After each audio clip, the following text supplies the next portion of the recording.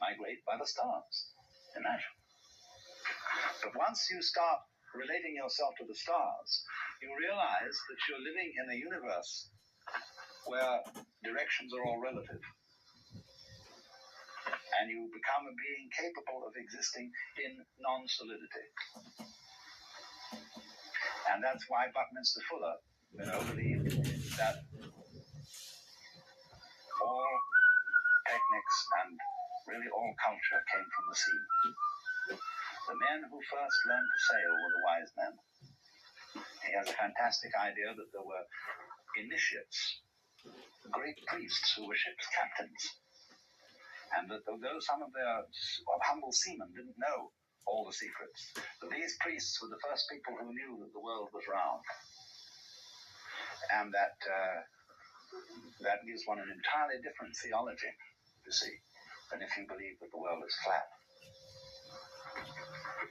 And so from the priests of the ocean, the landsmen learned how to use cranes, blocks and tackles, how to build, what a good house an overturned ship made. And so to this day, a cathedral has a nave as its central auditorium, nave from Latin navis, ship, showing the connections between ships and the first temples. And so Fuller goes on to say, now if you're a good architect, as the ancient architects learned from the ocean, first thing you should do when you get through architectural school is go and work in an airplane factory. And understand the beautiful thing that man has made in a fine, fine airplane, you see, which is as great as a bird in its own way, because that's the architecture of insecurity. And that really lives with insecurity.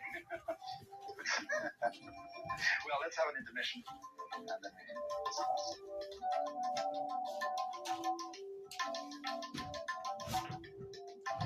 You've been listening to Alan Watts, courtesy of the Alan Watts Organization.